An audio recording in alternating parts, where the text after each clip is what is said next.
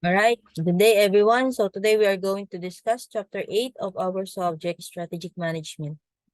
Okay, so it is entitled International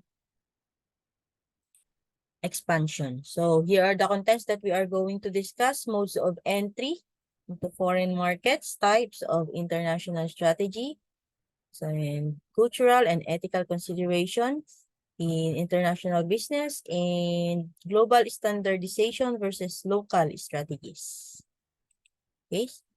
So let's start with the first topic, modes of entry into foreign markets. So there are a lot of strategies, types of entry on how the company enter into a foreign markets. So market entry strategy are important, because selling a product in an international market requires precise planning and maintain processes. Okay? So, usually, yung mga company na nag-aim for a foreign market, stable na sila in their local markets, no? That's why they are aiming for more markets in other countries. Okay? So, these strategies enable company to stay organized before, during, and after entering new markets. So, it is very important that you already have your standards, no? Organize yung mga processes before you go to or get another markets in another country.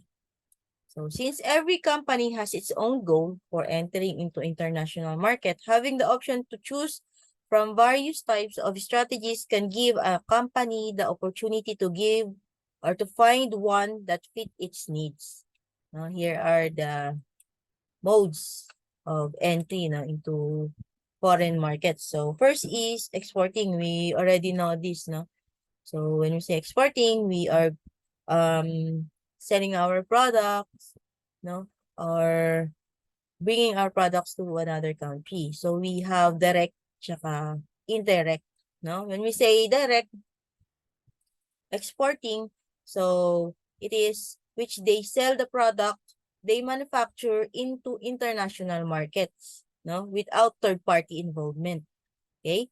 So they manufacture the product in your own country. So example, dito sa Philippines, tapos direct, you are directly selling the product dun sa ibang bansa.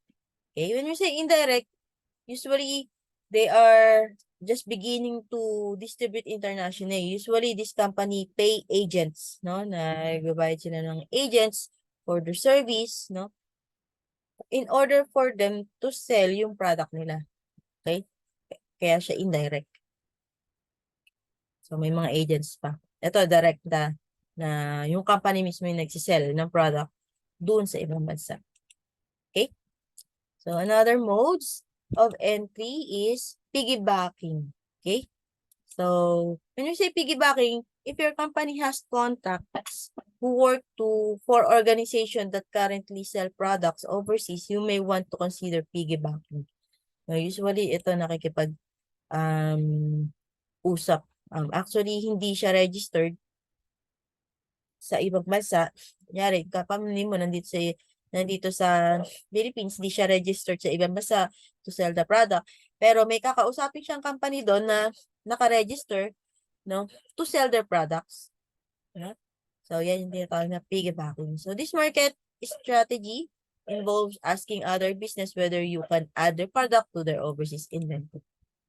Okay? If your company and an international company agree to this agreement, so both parties share the profit for each sales. Okay?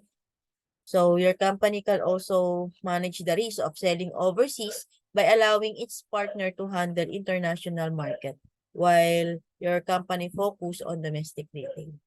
So usually in piggybacking, kumikita yung international company kasi binibigyan sila ng discounts, and when they sell the product, they still add up markup value. So kaya kumikita sila. Okay? So another mode is counter trade. Okay?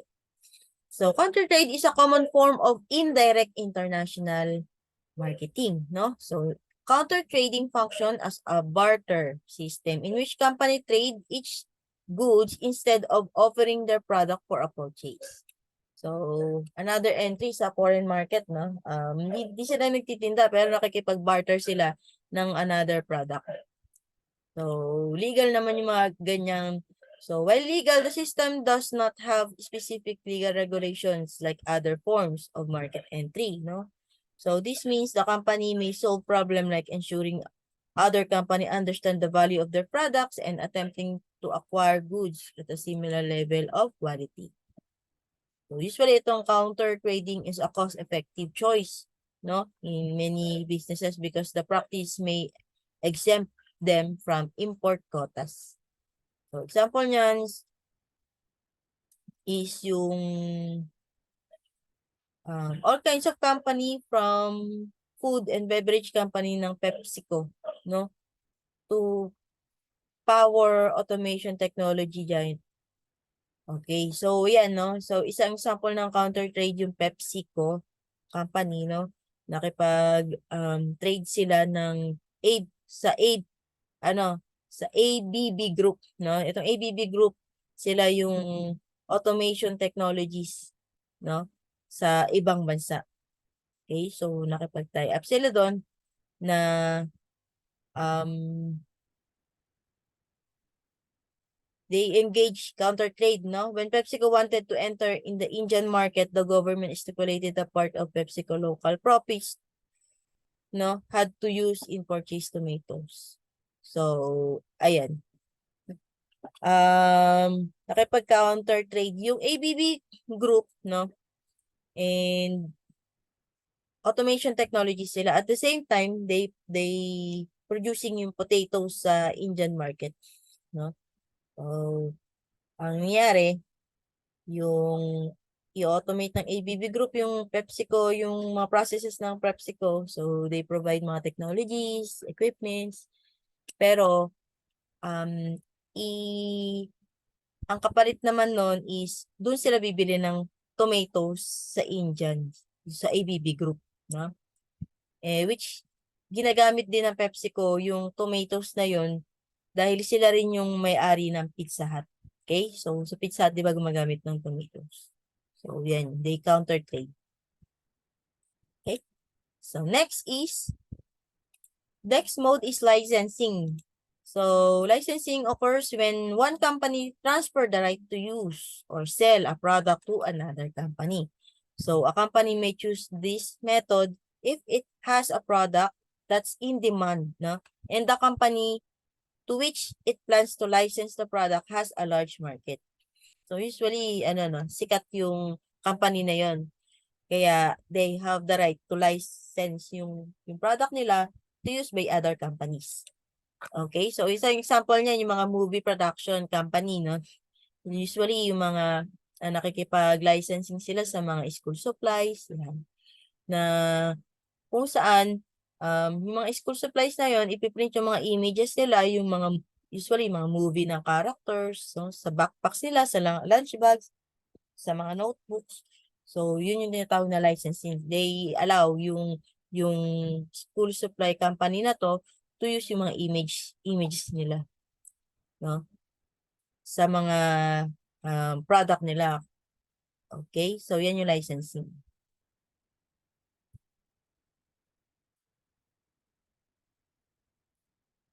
Another entry is yung joint venture.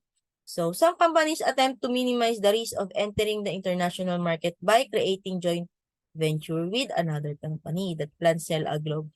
So, when you say joint venture, nakikipag tie up, no?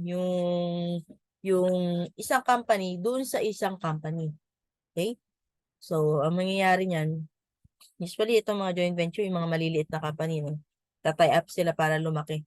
Nakikipag-tie up sa ibang company. So, sa modes of entry sa foreign market, no? Nakikipaghanap sila ng small company doon sa ibang bansa tapos makikipag-tie up sila. Okay? So this market strategy carries the risk of the imbalance, no? May mga advantage at disadvantage din, no? Imbalance in the company involvement. Both parties can work together to establish fair process and help prevent this issue. Okay. Next is company ownership. So if your company plans to sell a product internationally without managing the shipment, no, and distribution of the goods you produce, you might consider purchasing an existing company in a country in which you want to do. So ito medyo dapat, if you want to entry through company ownership, dapat meron kang kakayanan to invest, no? So ito, bibili ka na talaga ng company, na existing company sa ibang bansa, bibilihin mo na lang sila. Tapos, pag nabili mo na, syempre, so ipapasok mo na yung product mo doon. Okay. So next is franchising. So alam naman natin to, no? When we say franchising, so a franchise is a chain retail company in which individual or group buyer pays the right to manage company. So usually, eto, makakapasok ka sa ibang bansa, ipa-franchise mo yung business mo, no? So you are giving the right sa franchisee mo na gamitin lahat ng aspect ng business mo. Even yung mga logos mo, yung processes mo, pare-pareha. So, kumikita ko doon through royalty. So, pwede rin pumasok through franchising, no? Kagaya ng KFC, no? Franchise lang yan ng Philippines sa ibang bansa. So, nakapasok sila dito sa Pilipinas through franchising. Okay? So, next is outsourcing. So, outsourcing involves hiring another company to manage certain aspect of a business for your company. So, as a market entry strategy, it refers to a making agreement with another company handle international product sales in your company's behalf. So, outsourcing, ito yung usually sa mga business process outsource, usually yung mga ina-outsource yung para makapasok ka sa ibang bansa.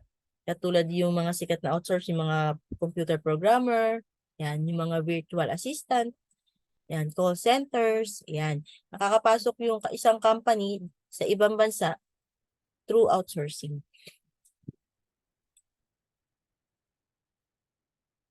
Katulad ng mga international company, no, yung mga Accenture, yan. Nakapasok sila dito sa Pilipinas through outsourcing. Na-outsource nila yung mga Filipino programmers, yan. Filipino accountants, yan. Iba-iba yan. Depende sa line ng business. So, another is greenfield investment. Now, greenfield investment are complex market entry strategy that some companies choose to use, no? This investment involve buying the land. Ito, bibilihin mo na talaga pati yung land, no? Yung facility, buong facility, no?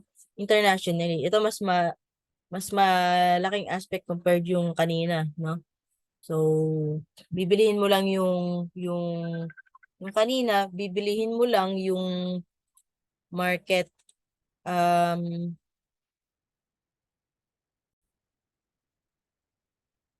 okay? Kung kanina, yung bibilihin mo lang yung pangalan yung mismo company. Eto, bibilihin mo na pati yung building nila, no? Yung facility nila. So, ibig sabihin, kung mas malaki yung capacity mo dapat to pay, kung pipiliin mo tong greenfield investment. Kung kaya mo naman, why not, no? Bilihin mo na lahat, pati yung land nila, yung facility nila.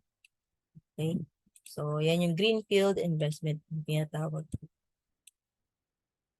Okay? Dami, no? Maraming modes. So, another is turnkey projects. Ito yung last, no? Turnkey project apply specifically to a company that plan, develop, and construct new building for their clients. Usually, ito yung mga construction companies, no? Una-una, they have lang clients lang dito sa Philippines. Tapos yung clients nila, gusto nilang gawa sa ibang bansa, okay? So, one way to entry another sa foreign markets, no? So, nagkaroon sila ng client na magpapagawa sa ibang bansa, at least yung client na yon, record na yon as a good record na yon sa company nila. So, they can start creating the company doon sa ibang bansa, no? Mag-construction din sila kasi meron na silang sample. No? So, yan yung turnkey projects. Okay? So, next topic is types of international strategy. Okay? So, a firm that has operation in more than one country is known as multinational corporation or MNC.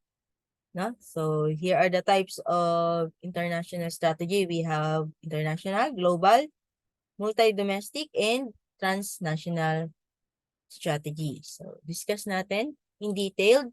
So, when we say international strategy, firms purchasing an international strategy are either concerned about cost nor adapting to the local cultural conditions. No, they attempt to sell their products internationally with a little to no change, no?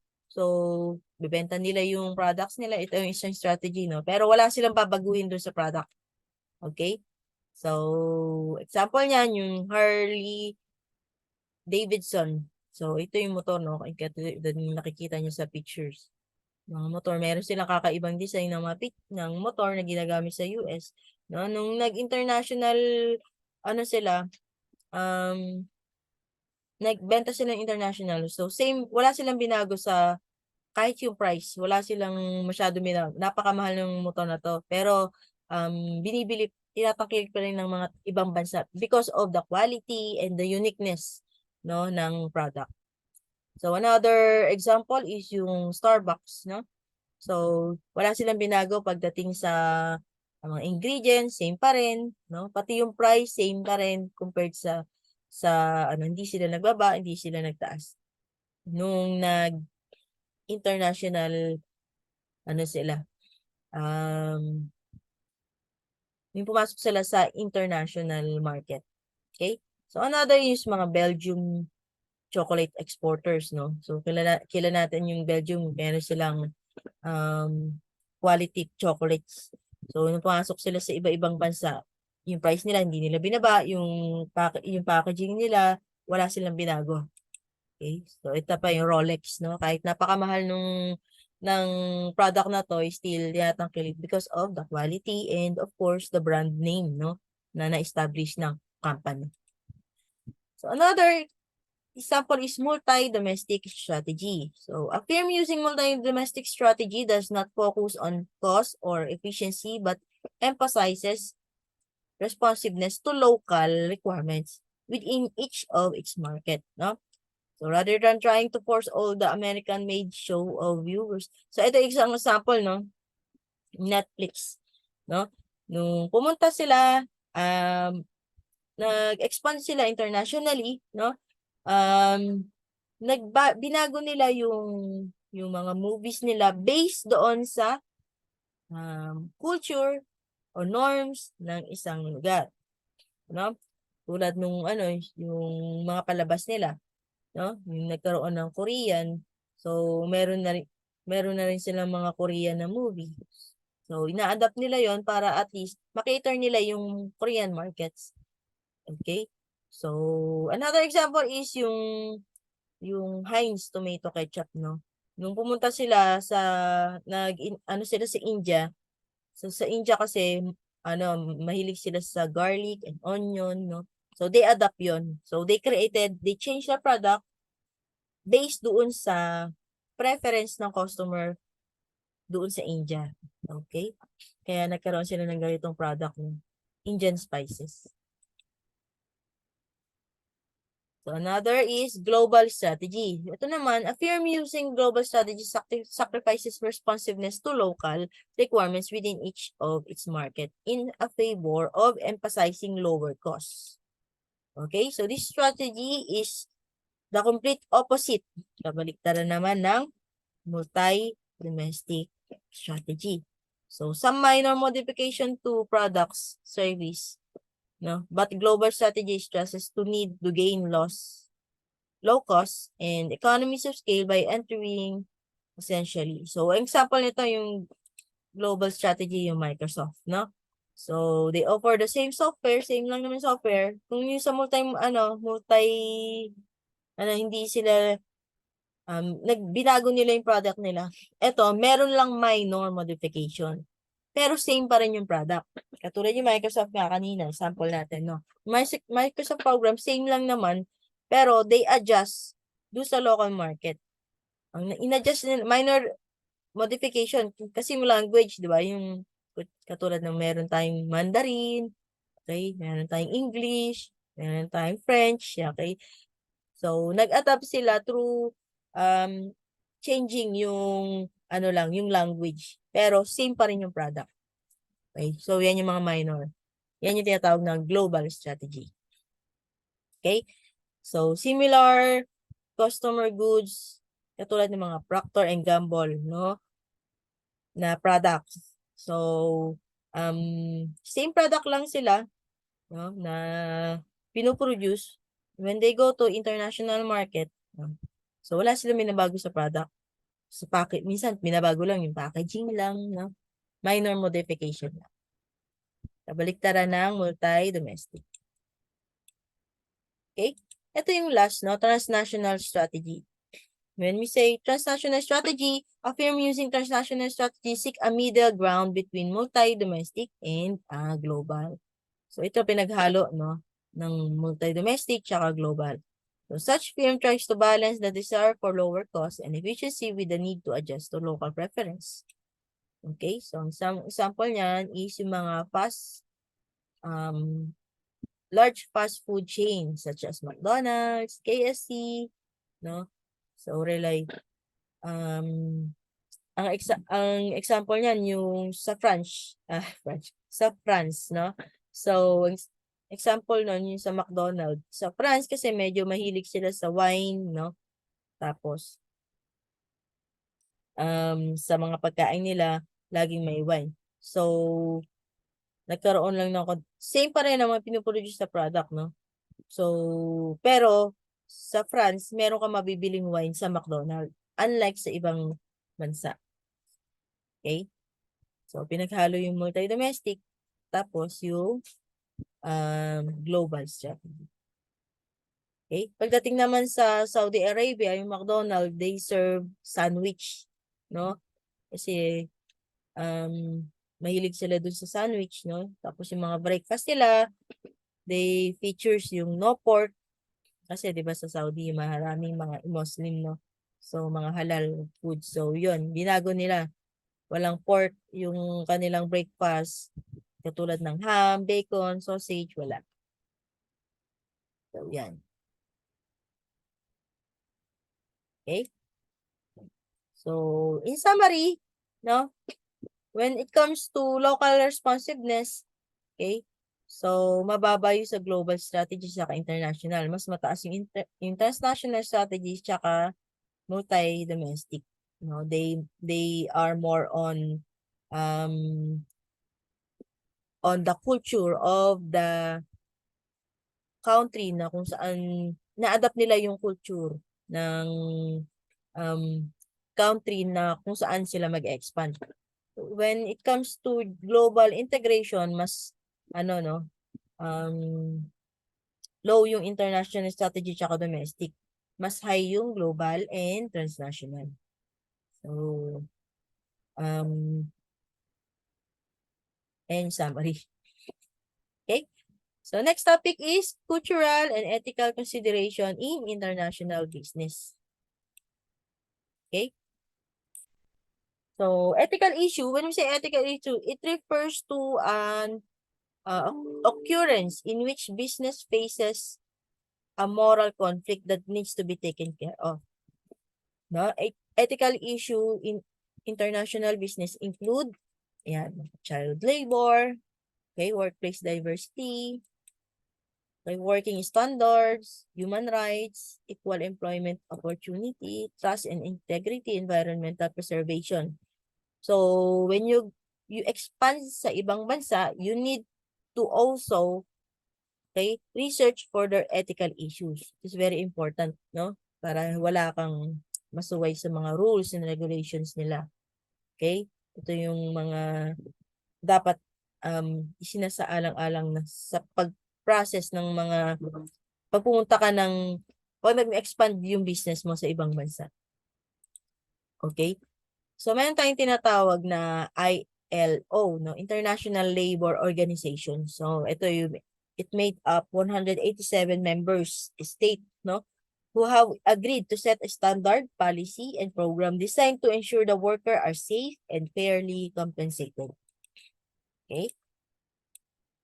So, the organization's international labor standard includes 8 fundamental convention and 4 governance priority conventions. Ito yung mga freedom of association and the right to organize. Meron din silang right to collective bargaining, abolition of forced labor, okay? Minimum age requirements yan. May mga ganyan, no? And abolition of child labor. So, kasama yan sa mga rules. Equal remuneration. Okay? Elimination of discrimination in employment and occupation. Labor inspection, no? In industrial workforces. So, may mga country na ini-inspect talaga nila bago pumasok sa bansa nila. Now, promotion of full, productive, and freely chosen employment. So, tripartite approach to enforce of the convention that includes representative of member governments, employers, and workers. Okay. So, last na topic. Global standardization and localization strategies. Okay.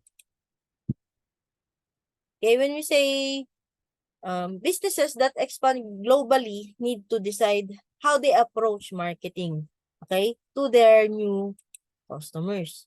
So when we say standardization strategy, it delivers a uniform message and consistent content across the market. When we say localization, it takes opposite approach, no? Tailoring strategies, campaigns, and resources at a local level. So both of these strategies offer advantages, but some companies may benefit more from one approach over the other, depending on the types of business, the size of business, and globalization goals. Okay? So, in detail, when we say standardization, it is a marketing strategy which seeks to create a universal approach to its product or service, creating uniformly across its marketing materials. Okay, so it allows for a standard approach no matter the country or the market. Okay? Ito. So, ibig sabihin, standard. Kunyari, yung product mo. Kung paano ginagawa dito sa country mo, kapag nag-expand ka sa ibang company, so, ganun pa rin yung ginagawa. Pagdating sa sukat, no, sa size, same pa rin. So, ibig sabihin yun, ini-standardize nila yung product nila, no, from different companies. Okay? So, when you say localization, it is a marketing strategy that tailors each offering, whether that be a product or service, no, to access niche market across the globe. Okay? From language to imagery. No, this approach consider cultural differences when looking to expand, utilizing multilingual services to enter new markets. So, ayan. Now, when you say localization, no, they are more on establishing their product or service based doon sa local culture o norms ng isang country na pupuntahan nila. Okay? So, while a standardization approach can be beneficial for SMEs, no, to save on resources, a local approach provides the chance for a smaller business to tap into a competitive markets. So that's it for our chapter 8. So thank you for watching the videos, no? See you next chapters, no? Bye-bye.